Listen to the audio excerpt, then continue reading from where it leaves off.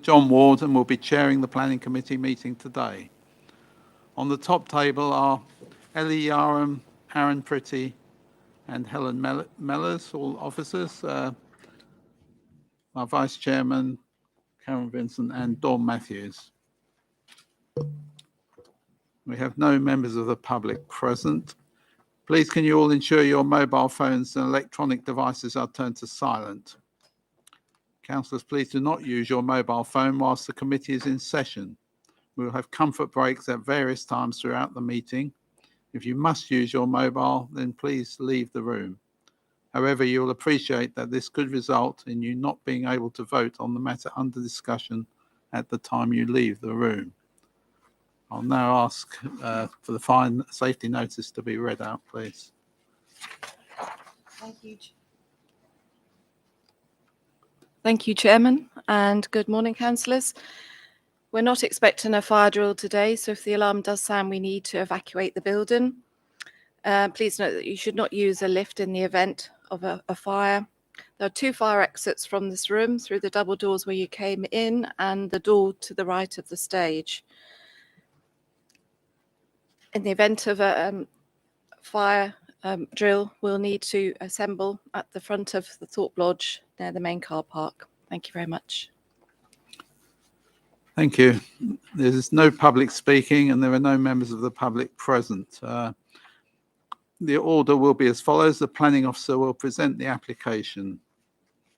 There are no council members other than those in the room wishing to speak. And the committee will then discuss and determine the application. Any questions before I open the meeting?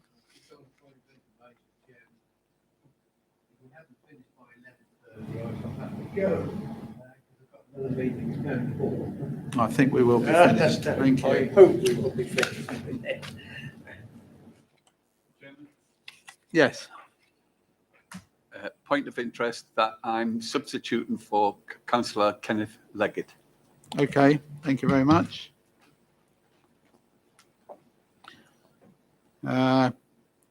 Declarations of interest. I'll do a joint declaration for all of us on the Broadland Food Innovation Centre application.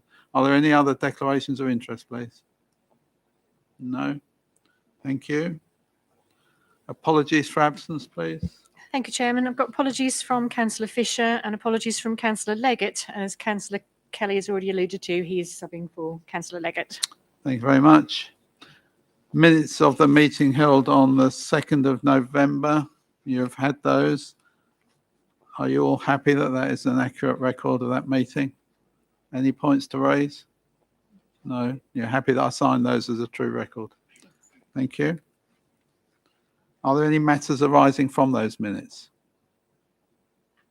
No? Thank you. We go straight on to the applications then. The first application for Buxton Mill has been deferred for further information. So the first application today is 2022-0802, Glenmore House, School Lane, Frettenham. And Ellie is going to present that. Thank you. Morning all. Sorry, application 2022. Did turn it on. Morning all. I'll start again. So this application is for the subdivision of the existing site and the erection of one dwelling with a proposed new access and a cart shed for the proposed dwelling, and then a detached garage which will serve the existing dwelling at 23 School Road. So the location plan in front of you denotes the subdivision of the site, which includes a new garage to the north of the site. Hence why there's not a straight line down the middle. To give context to the site, Horsted is to the north and Spixworth is to the south. You can see that it is located west of School Road and is predominantly in a residential area which has a linear pattern of development. And then just on the opposite side of the road here is Frettenham Primary School with the playing area and the field to the back. So this is just an aerial shot of the same. It shows the large plot at number 23 in amongst all the other residential properties and again that primary school there.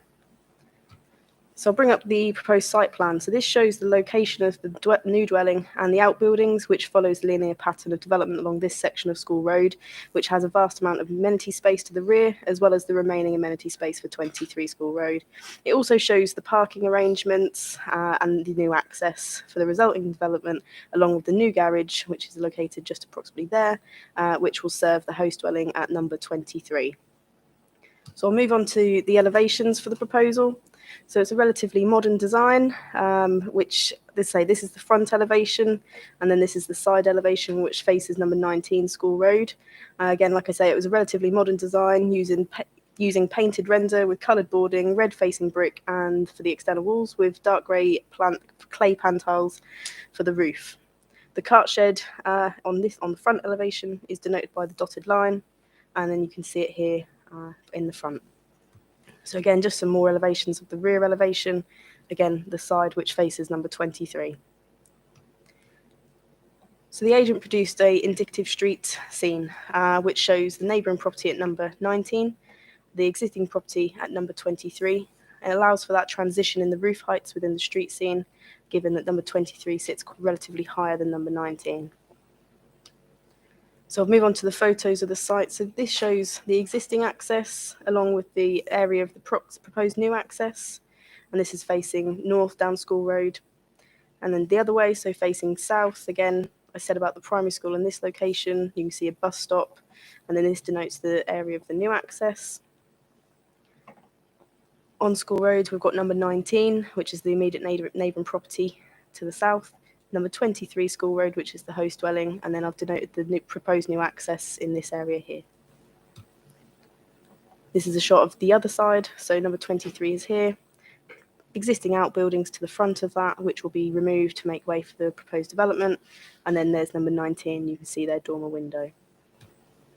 So now moving into the site, so this is where I'm standing at the rear, so against the west elevation, viewing the site forwards, so the front elevation would be approximately in this location.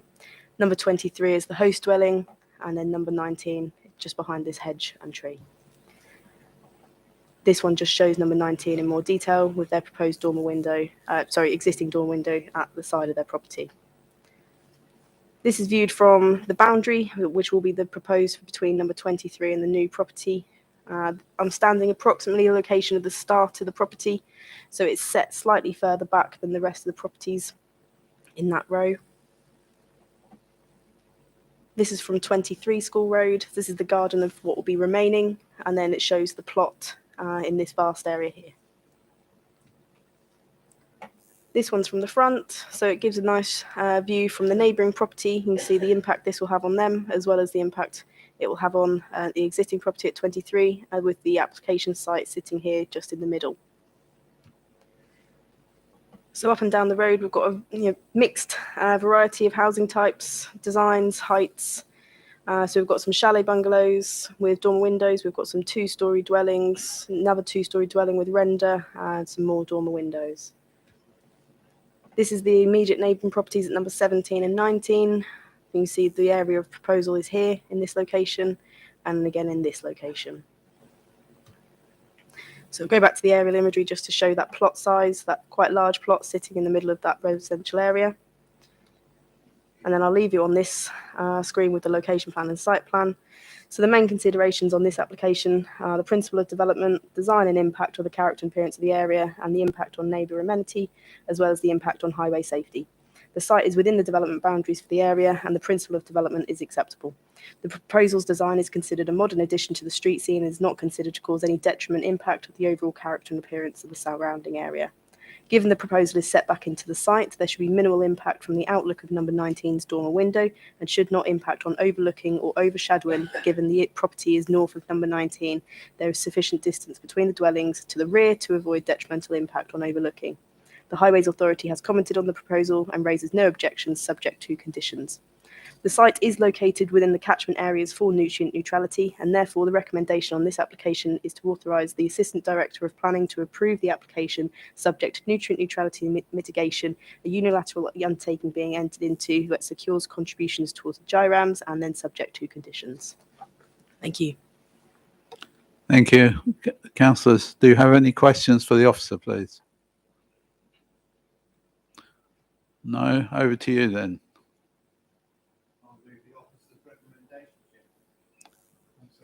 Yeah, it fits nicely in that site, doesn't it? Yes. All right, any further comment?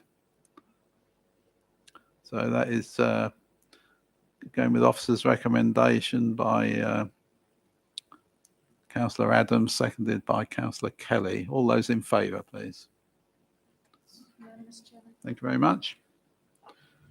Right, next application, 2022-1511, Broadland Food Innovation Centre signage, being presented by Aaron Pretty.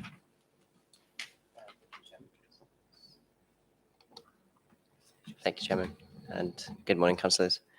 I'm new, so I'm a graduate apprentice in the council, just so you haven't seen my face before, but just to introduce myself. Thank you. So the application that I have for you today is at the Broadland Food Innovation Centre, and it's for new signage. So I'll run that through now. So this is the site. This is the wider enterprise park, and the Food Innovation Centre is in this corner here. So the Honeymoon roundabout is up here, and Easton and the Norwich 7 bypass is down here. There isn't many neighbours of the site, but there is one property, sort of a farmhouse type dwelling down here with a neighbouring agricultural building. Otherwise, as you can see, it's open agricultural land. There is the site itself is largely screened, and there is a wider strategic planting scheme as part of the local development order, which is sort of borders up here and down here as well. So this is the site itself. The main access is in this corner here, which you can see over here. And this is the main spine road of the site, Enterprise Way, which leads to the Food Innovation Centre, which is here. So the signage we'll look at today is at the entrance of this site, which is to the north. So there's a couple of signage. So there's the main wall-mounted sign, which is the logo of the Enterprise Centre, the Food Innovation Centre, sorry. And you have the funding plaque, which is beside the door, cited here. And there is a totem here, and there's some directional signs on the gates, which are sort of shown here. So this is the wall-mounted. So some of it's already been erected. So this is the logo. It's quite reasonable size, and like I said, there's screening along this boundary here, which there's a lane next to that, and there's a sort of wider proposed planting sort of starting here, as you can see as well. And the funding plaque is here next to the main entrance. You can see that closer here, and the color palette used throughout reflects the branding of the centre. So these are the locations of the totem, which will be cited here, which is approximately 1.5 meters in height, and will be aluminium panels. And that's what that would look like. And it will sort of basically have the names of the businesses occupying the site. Likewise, the gate signage has already been erected, and that's generally quite small, just directing to the sort of sensor on the right to open the gate. And that's, again, either side of the gate. This is looking towards the north from the entrance here, so the gate's down here. And again, the Enterprise Centre is quite wide, so there's potentially buildings along here at some point as well. So I'll leave you with this. So the reason for the committee today is the fact that it's a Broadland District Council application, and the local development order did not exclude the site from advertisement regulations, which caused the need for the application. Given the context of the site, the proposal was considered appropriate in terms of design and not considered to adversely harm the amenity value of the immediate neighbour or the setting of the wider open countryside. Likewise, there isn't considered a harm to the highway safety. Thus, the application accords with policies GC4, EN2, and TS3 within the local plan, policy 2 of joint core strategy, and MPPF 12. Therefore, the officer recommendation is to approve the application with conditions. Thank you. Thank you. Any questions for the officer, please? Councillor Kelly. Yes, good morning. I notice in here it says non-illuminated sign. I'm just wondering, you know, for practicality, if you look at like these winter evenings here, 4 o'clock, it's total black, how people will be able to see the sign, and whether there would be any future possibility that the sign would have to have illumination. That could be a possibility in the future if they decide to apply for that. That's not subject of this application. Obviously, the Enterprise Way, like I said, is the main spine road, but that's not necessarily used by passerbys. General traffic, there is a sort of a lane here, here, and here. So you won't necessarily see the signage anyway from outside of the Enterprise Park, if that makes sense. Any further questions for the officer, please? No? Over to you then. Yes, Councillor Karimi. I went there on Thursday and it was very nice, and the signs are mostly up apart from the big one. So I propose we accept this resolution. Thank you. Yes, seconded. Any further comments? Yeah, yes. I would like to welcome this this development as far as the signage is concerned, because in my